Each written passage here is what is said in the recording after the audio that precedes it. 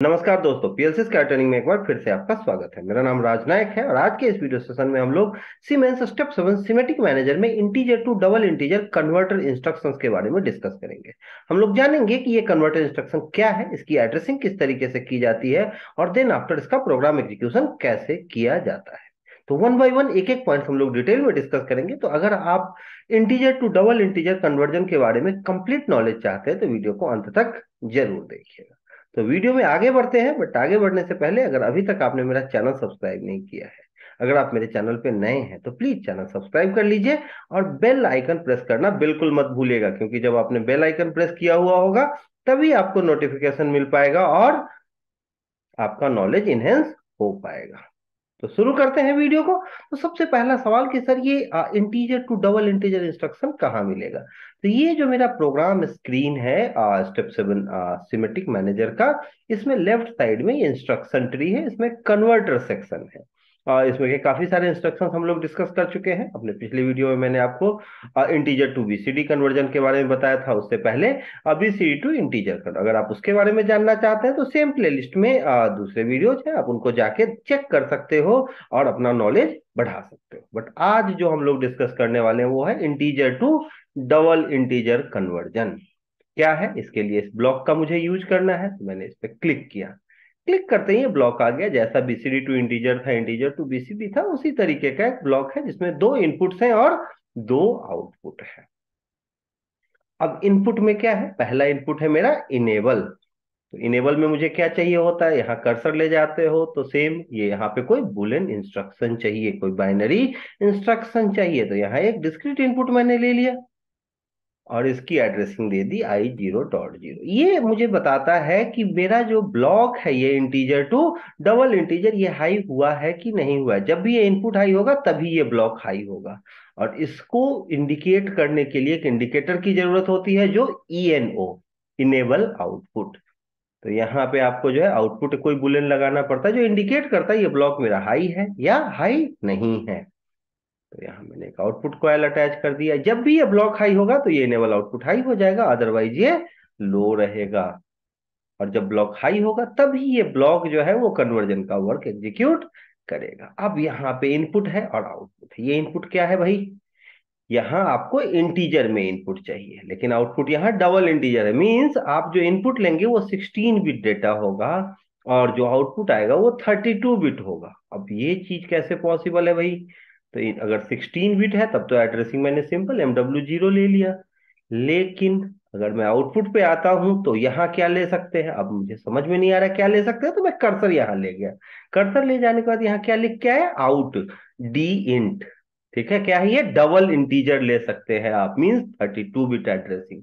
यहां जब ले आएंगे तो यहाँ क्या लिख के आता है, int means 16 bit. Word file का एड्रेस लिया है मैंने, बट यहाँ आपको डबल वर्ड का लेना पड़ेगा। अब MW0 आप यूज करते हैं, यहाँ पे आप MD0 नहीं ले सकते। क्यों नहीं ले सकते, क्योंकि MD0 जो है वो MW0 और MW2 दोनों उसमें आ जाते हैं। अब अगर आप MD0 लोगे तो मेमोरी कॉन्फ्लिक्ट होगा। MW0 जो है सेम स्पेस पे MD0 भी जो है आ जाएगा। तो मेमोरी कॉन्फ्लिक्ट ना हो इसके लिए यहाँ पे क्या लिखना है, MD4। इसके बारे में मैंने मेमोरी कॉन्सेप्ट एक वीडियो है इसी प्लेलिस्ट में, आप देख सकते हैं, इसमें बताया हुआ है आपको डिटेल में।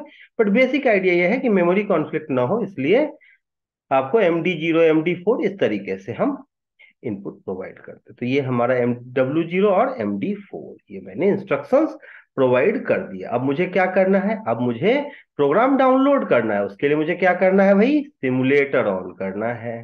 तो मैंने सिमुलेटर पे क्लिक किया दूसरे विंडो में जाके, और जब सिमुलेटर ऑन हो जाएगा तो यहाँ क्या होगा कि PLC सिम MPI लिख के जो आता है वो नहीं आएगा, TCP/IP लिख के आएगा। ठीक है, तो उसे मुझे चेंज करना पड़ेगा किसमें, PLC सिम। यहाँ देखिए क्या लिख के आ रहा है, PLC सिम TCP/IP। तो इसको मुझे किसमें कन्वर्ट करना है, चेंज करना है PLC सिम MPI पे। MPI पे जब मैं चेंज करूंगा तभी प्रोग्राम डाउनलोड होगा और then after run P. Run P नहीं करेंगे तो प्रोग्राम रन नहीं करेगा। अब मैंने प्रोग्राम को डाउनलोड कर दिया, तो प्रोग्राम डाउनलोड होगा, देन आफ्टर मैं स्टेटस ऑन कर दूंगा। पहली बार डाउनलोड होने में टाइम लगता है। प्रोग्राम डाउनलोड हो गया, अब मैंने स्टेटस को ऑन कर दिया। अब देखिए स्टेटस ऑन हो गया। अब यहाँ इनपुट हाई नहीं है, अभी तो ये ब्लॉक लो है।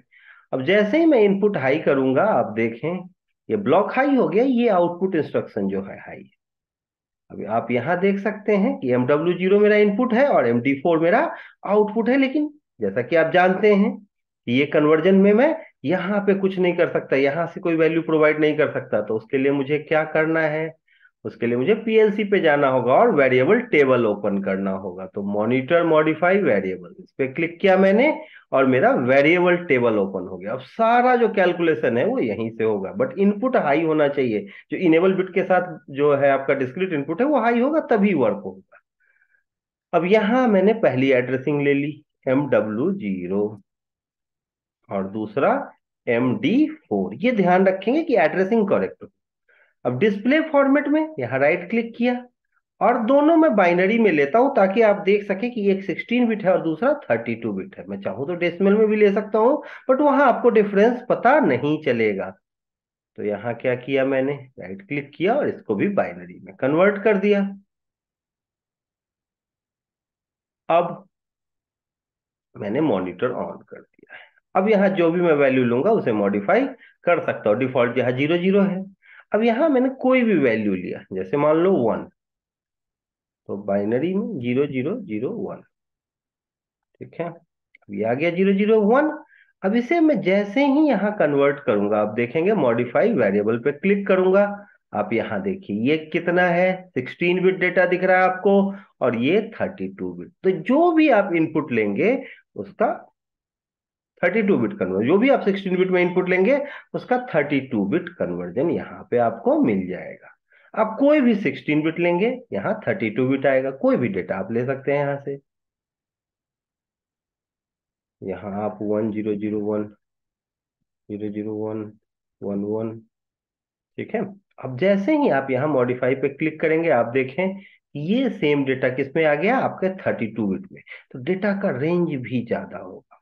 ठीक है, 16 बिट डेटा में आपको पता है कि फिक्स्ड रेंज होता है और आपका, और 32 बिट का जो रेंज है 2 टू द पावर 32, तो काफी बड़ा रेंज होता है। तो लार्जर नंबर्स के लिए हमें 32 बिट की जरूरत होती है। तो कभी आपको 16 to 32 कन्वर्ट करना हो तो इसकी जरूरत होगी। आई होप कि आपको ये क्लियर हुआ होगा कि किस तरीके से आप 16 बिट डेटा को इंटीजर फाइल्स को डबल इंटीजर फाइल्स में, डबल इंटीजर डेटा फाइल्स में कन्वर्ट कर सकते हैं। और उसके लिए आपको किसकी जरूरत, किसकी हेल्प लेनी पड़ेगी, integer to double integer converters की। तो आई होप कोई भी डाउट नहीं होगा, बट फिर भी अगर कोई डाउट हो तो कमेंट सेक्शन ओपन है, आप कमेंट कर सकते हैं। कोई भी डाउट हो, अगर वीडियो पसंद आया हो तब भी कमेंट कर सकते हैं कि आपको वीडियो पसंद आया है, मुझे काफी अच्छा लगेगा। और कोई डाउट हो तब भी कमेंट कर सकते हैं। लेकिन अगर आप मुझे किसी भी तरीके से कांटेक्ट करना चाहते हैं, आप मुझसे मिल के पूछना चाहते हैं, आप मुझे कॉल करके पूछना चाहते हैं, आप मुझे व्हाट्सअप करके पूछना चाहते हैं, तो मेरा कांटेक्ट डिटेल भी स्क्रीन पे आपको दिख रहा है। आप मुझसे कांटेक्ट कर सकते हो। अगर आप ऑनलाइन ट्रेनिंग लेना चाहते हैं, चाहे PLC हो, स्कैडा, किसी का भी, तब भी आप मुझे कांटेक्ट कर सकते हो, कॉल कर सकते हो, व्हाट्सअप कर सकते हो। किसी भी तरीके से कोई भी जरूरत हो तो आप कांटेक्ट करने से बिल्कुल ना हिचके, आपको अप्रोप्रिएट आंसर मिलेगा, अप्रोप्रिएट सपोर्ट मिलेगा। आप मुझे मेल भी कर सकते हैं। मेरा मेल ID raj.innovic@gmail.com है और मेरा कॉन्टेक्ट नंबर 9555405045। बिल्कुल हिचकिचाना नहीं है कभी भी कॉल करने से, ठीक है, कभी भी व्हाट्सएप करने से और मेल करने से। और अगर सीखने की इच्छा है तो आप 1-to-1 ट्रेनिंग भी ज्वाइन कर सकते हैं। किसी भी ब्रांड का PLC, SCADA, DCS, HMI, VFD हो तो आप मिल सकते हो। तो वीडियो पसंद आया हो तो इसे लाइक कीजिए, और अगर अभी तक भी चैनल सब्सक्राइब नहीं किया तो प्लीज चैनल सब्सक्राइब कर लीजिए।